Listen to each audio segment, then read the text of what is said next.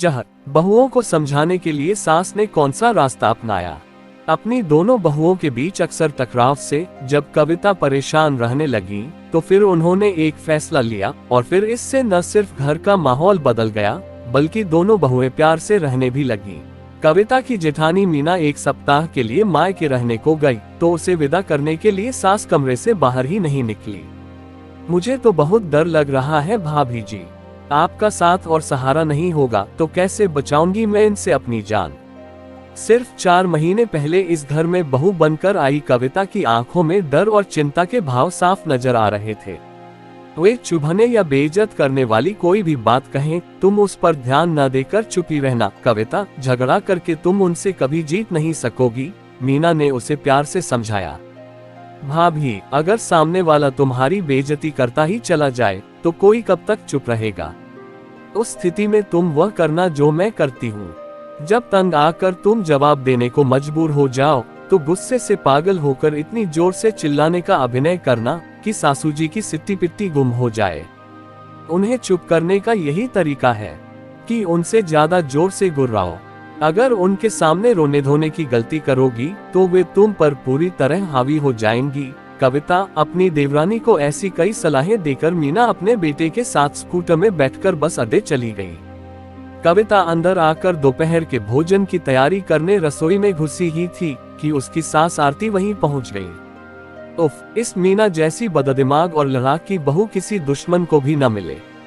अब सप्ताह भर तो चैन से कटेगा कहकर आरती ने अपनी छोटी बहू से बातें करनी शुरू कर दी। आरती लगातार मीना की बुराइयां करती रही। बहुत सी पुरानी घटनाओं की यादों को दोहराते हुए उन्होंने उसके खिलाफ जहर उगलना जारी रखा। कविता ने जब चुप रहकर वार्तालाप में कोई हिस्सा नहीं लिया तो आरती नाराज होकर बोल पड़ी, अब तू क्यों गूंगी हो गई है बहू? मुंह फुलाकर घूमने वाले लोग मुझे जरा भी अच्छे नहीं लगते हैं। आप बोलकर अपना मन हल्का कर लो। मम्मी, मेरे मन में भाभी के लिए कोई शिकायत है ही नहीं तो मैं क्या बोलूं? कविता का ये जवाब सुनकर आरती चिढ़ उठी थी। आरती वैसे कविता के घर वालों को कुछ ज्यादा भाव देती थी। उसके माता पिता की जाति उनसे ऊंची भी थी और वे सब इंग्लिश मीडियम के पढ़े थे, जबकि अरुण और उसका बड़ा भाई हिंदी मीडियम स्कूल से था। फिर भी कविता और उसके घर वाले आरती को पूरा सम्मान देते थे। आरती को एहसास था कि जरा सी जाति ऊंची हुई नहीं या बच्चे अंग्रेजी मीडियम में गए नहीं, उनकी नाक ऊंची हो जाती है। आटा गूंदने का काम बीच में रोककर वे उसे तीखी आवाज में सुनाने लगी, अपनी जेठानी के नक्शे कदम पर चलकर इस घर की सुख शांति को और ज्यादा बिगाड़ने में सहयोग मत दो बहू। अगर बड़ी की इज्जत नहीं करोगी तो तुम भी कभी सुखी नहीं रह पाओगी। अपनी जेठानी की नसीहत को याद कर कविता ने कोई प्रतिक्रिया जाहिर करना मुनासिब नहीं समझा और सब्जी काटने के काम में लग गई, अकेली ही बोलते हुए। आरती आजकल की बहुओं को देर तक भला बुरा कहती रही। भाभी होती तो 1 मिनट में इन्हें 2 गुना ज्यादा बातें सुनाकर चुप कर देती।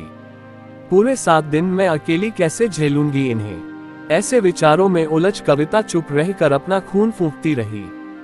कविता ने जब तक आलू गोभी की सब्जी तैयार करी तब तक आरती ने पराठे सेक डाले।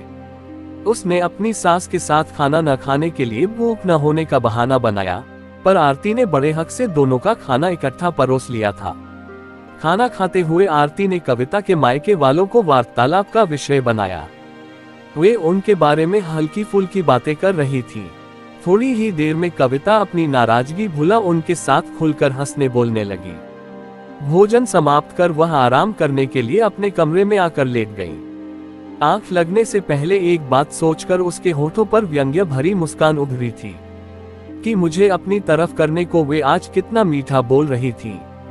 लेकिन उनकी सारी चालाकी बेकार जाएगी, क्योंकि असल में तो उनके मन में अपनी दोनों बहुओं के लिए इज्जत और प्यार है ही नहीं। शाम को आरती ने कविता के लिए स्विगी से गरम समोसे और चाय मंगवाए। आरती ने अपने मोबाइल पर सब ऐप डाउनलोड कर रखे थे और बेटे के कार्ड से कनेक्ट थे, इसलिए पेमेंट की कोई दिक्कत तो थी नहीं। चाय पीते हुए जब उन्होंने अपनी बड़ी बहू के खिलाफ उसके कान भरने की कोशिश जारी रखी तो कविता का मन अंदर से खिंसा बना रहा। कुछ देर बाद आरती ने अपनी बेटी और दामाद के बारे में बोलना शुरू किया। आजकल मनोज ज्यादा पीने लगा है और पीकर अंजू से झगड़ा भी बहुत करता है। मैं सोच रही हूँ कि परसों उन्हें डिनर पर बुला लूं। अरुण और तुमसे मनोज की अच्छी पत्ती है। तुम दोनों उससे समझाना कि वह शराब कम पिया करे। अपनी बेटी के बारे में बात करते हुए तेज तर्रार आरती असहाय और दुखी सी नजर आ रही थी। जितनी फिक्र इन्हें अपनी बेटी की है, उतनी अपनी बहुओं की क्यों नहीं करती। तेज माँ की तेज बेटी दुख तो पाएगी ही। ऐसी बातें सोचते हुए कविता ने अपने आप को जब ज्यादा खुश महसूस नहीं किया तो मन ही मन उसे हैरानी हुई।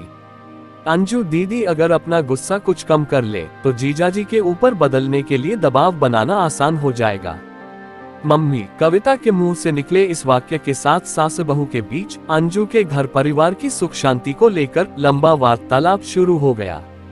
उस रात सोने से पहले कविता को शादी के बाद गुजरे 4 महीनों में पहली बार यह एहसास हुआ कि उसकी कठोर और निर्दयी नजर आने वाली सास अपनी बेटी के दुख में दुखी होकर आंसू भी बहा सकती है। उस शाम पहली बार उसने खुद को अपनी सास के काफी नजदीक भी महसूस किया। सास बहू के संबंधों में अगले दिन से लगातार सुधार होने लगा। अपने पति, जेठ और ससुर को ऑफिस भेजने के बाद कविता ने आराम से अपनी सास के साथ बैठकर नाश्ता किया। एक के बजाय दोनों ने 2 बार चाय पीने का लुत्फ उठाया। फिर कपड़े धोने की मशीन लगाने का काम दोनों ने इकट्ठे किया। दोपहर के खाने में आरती ने अपनी बहू को गोभी के पराठे बनाने सिखाए। खाना दोनों ने सीरियल देखते हुए खाया। खाना खाने के बाद कविता सोफे पर और आरती तख्त पर आराम करने को ड्राइंग रूम में ही लेट गईं। दोनों में से किसी का भी मन अपने कमरे में जाकर बंद होने को नहीं था। शाम को दोनों सब्जी खरीदने साथ साथ रिलायंस फ्रेश गईं। आरती ने अच्छी और सस्ती सब्जियां खरीदने की कला सिखाते हुए लंबा सा लेक्चर उसे दिया, पर कविता को उनकी बातें उस शाम बुरी नहीं लगी। उस रात सास बहू को घुल मिल कर बातें करते देख कविता के पति अरुण ने उससे छेड़ा भी, माँ ने तुम्हें ऐसा क्या लालच दिया है जो इतना मीठा बोलने लगी हो तुम उनसे। ये चमत्कार कैसे संभव हो रहा है मैडम? इसमें कोई चमत्कार वाली बात नहीं है जनाब। मुझे अपनी तरफ करने को आपकी माताजी मुंह में गुड़ रख कर मुझसे बोल रही हैं। मीना भाभी को अलग थलग कर देने के लिए उनकी तरफ से यह सारा नाटक चल रहा है। कविता ने शरारती अंदाज में मुस्कुराते हुए अरुण को जानकारी दी। किसी भी बहाने सही, पर इस घर में सुख शांति का माहौल तो बना। तुम तीनों के रोज शाम को सूजे मुंह देखकर दिमाग भानना जाया करता था। भाभी के लौटने पर स्थिति फिर बदल जाएगी सरकार। सास बहू को प्यार से आपस में हंसते बोलते देखने का मजा बस कुछ दिनों तक ही और ले सकते हैं आप इस घर में। अपने इस मजाक पर कविता खुद ही ठहाका मार कर हंसी तो अरुण बुरा सा मुंह बनाकर बस जरा सा मुस्कुराया। अगले दिन शाम को अंजू और मनोज के साथ सबका समय बड़ा अच्छा गुजरा। आरती अपनी छोटी बहू की तारीफ करने का कोई मौका नहीं चूकी थी। नंद भाभी पहली बार खुलकर खूब हंसी बोली। माँ बेटी दोनों ने कविता का काम में पूरा हाथ बटाया। अगले दिन आरती ने कविता के साथ एक सहेली की तरह गपशप करी। उन्होंने अपनी सास के बारे में बहुत सी कहानियां उससे सुनाई। अपनी सास के सामने मैं जोर से सांस भी नहीं ले सकती थी बहू। सुबह 4 बजे उठकर हाथ से नल से 20 बाल्टी पानी भरना पड़ता था। फिर नहा धोकर पूरे 8 आदमियों का नाश्ता और खाना बनाना होता है। घर का काम देर रात को खत्म होता।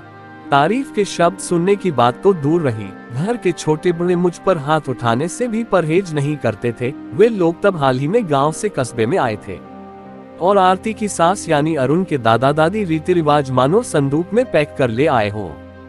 आरती को एडजस्ट करने में बहुत समय लगा था। आरती ये बातें इस अंदाज में सुना रही थी मानो अपने ससुराल वालों की बड़ाई कर रही हो।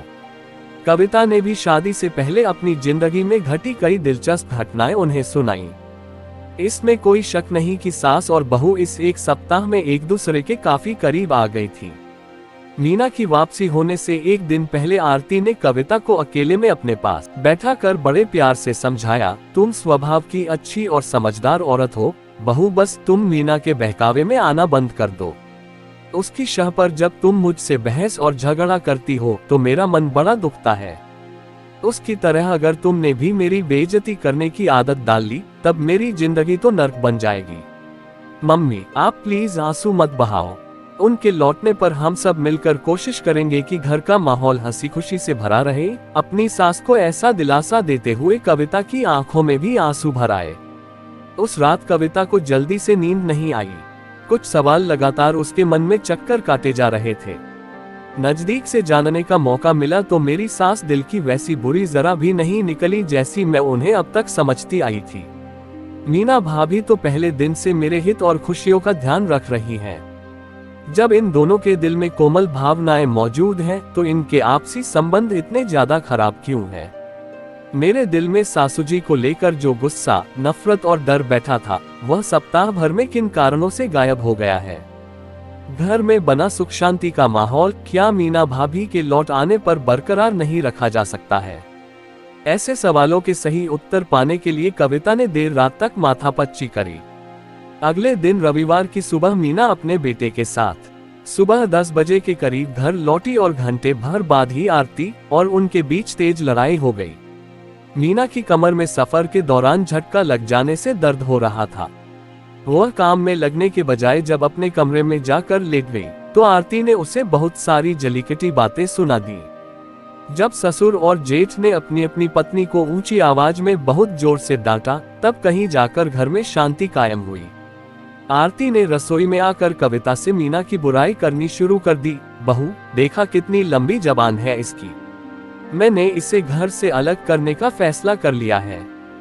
कविता ने कोई प्रतिक्रिया दर्शाने के बजाय उनसे सहज स्वर में पूछा, मम्मी, आज अरहर की दाल बना ले। देख लेना, एक दिन टेंशन के कारण मेरे दिमाग की कोई नस जरूर फट जाएगी।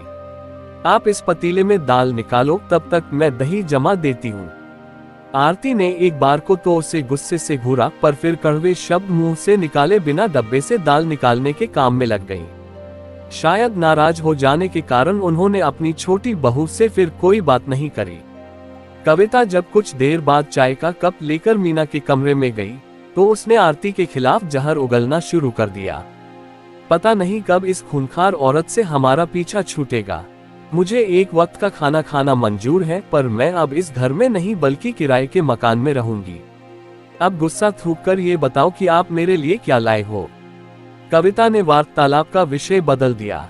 इन्हें बहुत घमंड है अपनी धन दौलत का, पर मुझे इनसे एक फूटी कौड़ी भी नहीं चाहिए। आप कहीं घूमने भी गई या सारा समय घर पर ही रही? अभी मुझसे कुछ मत पूछ कविता। तुम्हारे पास दर्द की कोई गोली पड़ी हो तो देना। शाम को मेरे साथ डॉक्टर के यहाँ चलोगी? जरूर चलूंगी भाभी। आप चाय पीना शुरू करो, मैं आपके लिए गोली लेकर आती हूँ। कविता को मीना ने अजीब सी नजरों से देखा। उन्हें अपनी देवरानी बदली सी लग रही थी। वह उसमें आए बदलाव को समझकर कुछ कह पाती, उससे पहले ही कविता कमरे से बाहर चली गई। आरती और मीना ने बहुत कोशिश करी, पर कविता के मुंह से किसी की तरफदारी करते हुए एक शब्द भी नहीं निकला। इस कारण वे दोनों ही शाम तक ये सोचकर उससे नाराज रही कि वह हाँ में हाँ ना मिलाकर दूसरी पार्टी की तरफ हो गई है। आरती और मीना के बीच उस दिन कई बार झड़प हुई, पर कविता का मन जरा से भी तनाव का शिकार नहीं बना। पहले की तरह न उसे सिरदर्द ने सताया, न भूख और नींद पर बुरा असर पड़ा। शाम को मीना भी काम में हाथ बटाने के लिए रसोई में आ गई। वह और आरती दोनों ही उसे संबोधित करते हुए बातें कर रही थी। एक ही अनुपस्थिति में जब दूसरी उसकी बुराई करना शुरू करती, तो कविता फौरन ही बात को किसी और दिशा में मोड़ देती। उसके इस बदले व्यवहार की बदौलत रसोई में आरती और मीना के बीच टकराव की स्थिति विस्फोटक नहीं होने पाए। कुछ देर बाद तो वे दोनों आपस में सीधे बात भी करने लगी, तो उनकी नजरों से छिपकर कविता प्रसन्न भाव से मुस्कुरा उठी। पिछली रात देर तक जागकर वह जिस निष्कर्ष पर पहुंची थी, उस पर उसने आज का नतीजा देखकर सही होने का ठप्पा लगा दिए। आपसी झगड़े बहुत कम देर चलते हैं, पर उनकी चर्चा कितनी भी लंबी खींची जा सकती है। हर वक्त ऐसी चर्चा करते रहने से मन में उनकी यादों की जड़ें मजबूत होती जाती हैं।